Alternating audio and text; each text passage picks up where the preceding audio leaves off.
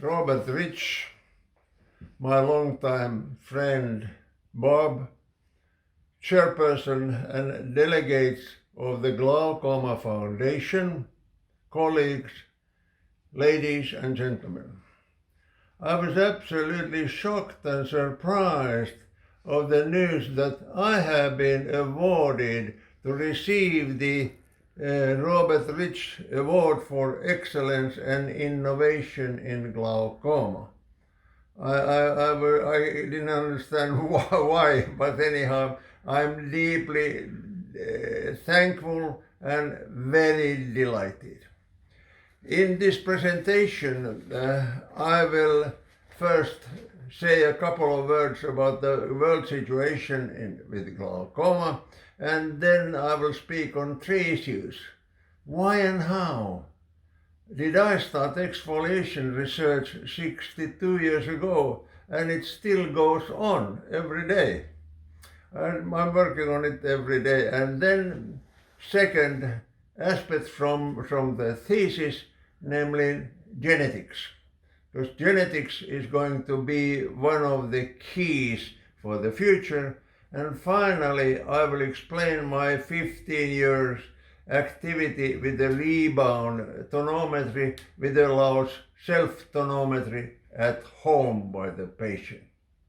A word about glaucoma. We don't really know how many patients in the world suffer of glaucoma. There is an estimate 76 million, maybe correct or not, and there are at least 2 million blind. And these figures will go up, particularly the number of glaucoma patients will grow rapidly because of the rising life expectancy. These people need their vision to the end of their life. All printed material is going to decrease, and they have to solve the things just looking at the mobile. Vision is very important. Now I move on to the issues, and why and how did I start exfoliation research?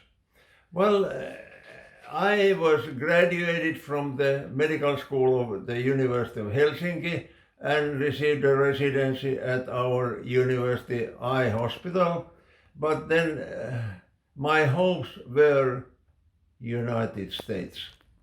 Unfortunately, Europe was in pieces, and our currencies, Finland, Germany, Italy, Spain and so on, had no value against the dollar. Hence it would have been sky expensive.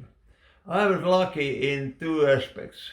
I was one of those lucky ones who received an ASLA Fulbright grant for long-time studies in the States. It covered everything, absolutely, travel, maintenance, and etc.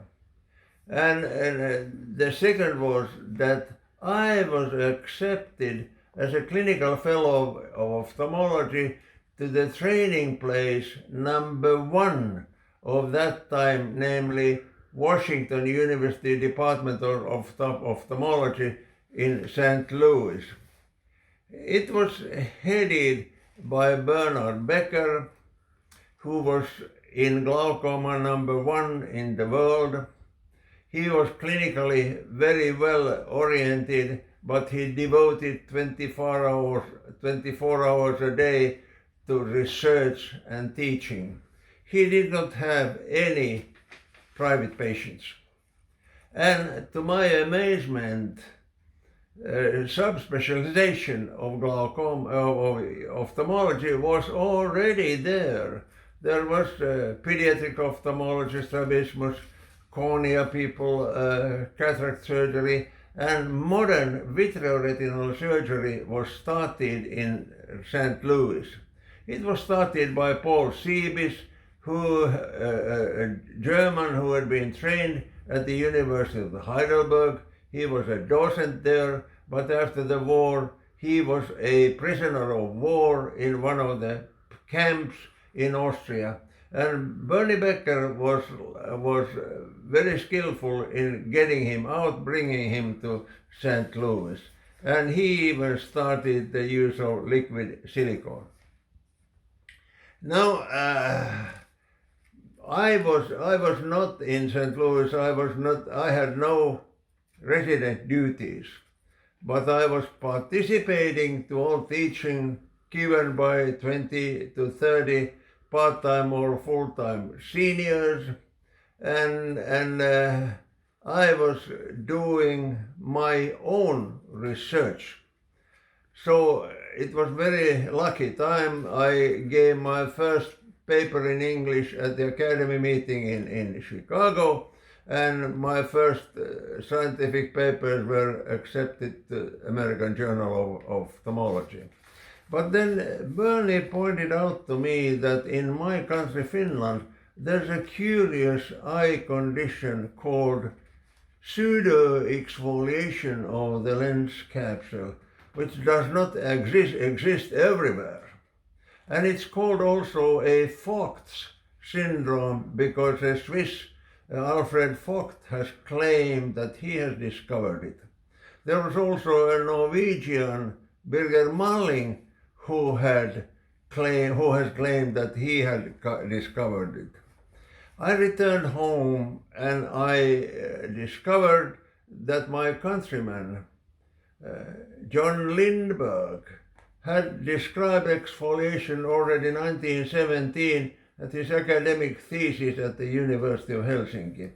Both Vogt and Malling did not say a word about Lindberg. He was totally forgotten. I knew, of course, very well Lindberg. He was a very, very modest man, and he did not complain. But that was the start of my exfoliation research, which resulted to my thesis in 1962, and I had 412 exfoliation patients. Over half had also exfoliation glaucoma, and one of the main ways of study was tonography, very popular at that time, and I will show here an example of a tonography where the plunger of Ritch tonometer is on the cornea, and we can see that there is absolutely no outflow at all. And this means that the inflow of aqueous must be very low, which is typical in eyes with exfoliation on very elderly patients. Now, I move on, and I pick up here from the thesis clinical genetics. To my amazement, I noted that there are exfoliation in two generations in the same family. And I collected them to my thesis, and later I have published more of them, and the record is exfoliation in 3 successive generations. The lady who had exfoliation glaucoma was an elderly lady when I was very young. She had a difficult glaucoma. She had 2 daughters with exfoliation glaucoma, and they too have had already 7 children, 2 with exfoliation, 1 with exfoliation glaucoma, and this means that it's inherited. And luckily we have this LOXL1 gene which has been described most all over the world. And here is the key for future. Gene and gene manipulation will perhaps be the solution to cure the whole thing. There's a second point with regard to genetics. Every patient with exfoliation should tell it to his family members. and ask them to go and see an ophthalmologist regularly, and also tell to the ophthalmologist what is going on in the family. And this is the way to pick up exfoliation glaucoma early enough. Now these were the two issues, and finally I will speak a little bit of rebound tonometry. I knew Goldman, I have met Goldman, and here in Goldman tonometry we are just measuring the force needed to flatten a predefined surface on the central cornea. However, with rebound tonometry, there is an analysis of motion parameters of a bouncing probe after colliding with the cornea, and no anesthesia, nothing. A former student, MD Antti Kontiola, came to me about 20 years ago, and he talked about his thesis. He wanted to do research on measuring the intraocular pressure on a new way, and I just told him to go ahead. He made a very good thesis. He made the instrument, and he founded a company, Teolat, which started to manufacture them. Unfortunately, the resources to take care of worldwide marketing were not available, so he sold everything forward. And over there, I have been very interested on it's called eye care, and I called of the eye care type home, because it allows measurement of an intraocular pressure by the patient, him or herself. It's easy, it's fast, and it's very accurate. And this is one way to pick up fluctuation of the intraocular pressure. Here is one example from my former patients, and it means this picture means a little bit of explanation.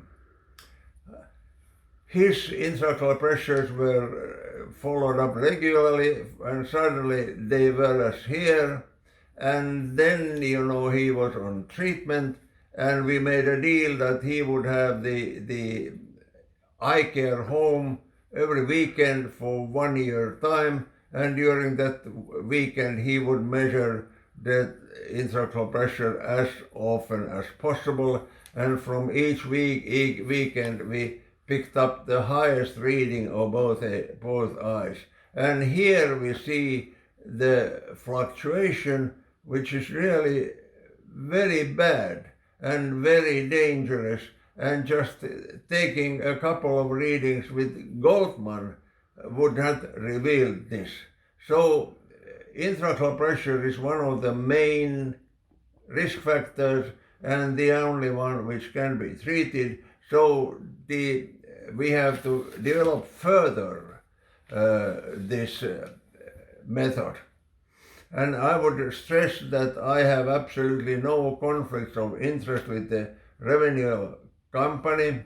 We have not asked, we have not received any support. We are doing research. They do marketing and they sell the instruments all over the world. And Goldman had the same practice. He just did research on his new tonometer, and he did research with his visual field devices, and all manufacturing took place by Hagstreit. So this is the end. I thank you all once more, really once more. Please go on. Work hard, work really hard, because this problem is very important. Good luck to everybody. Thank you.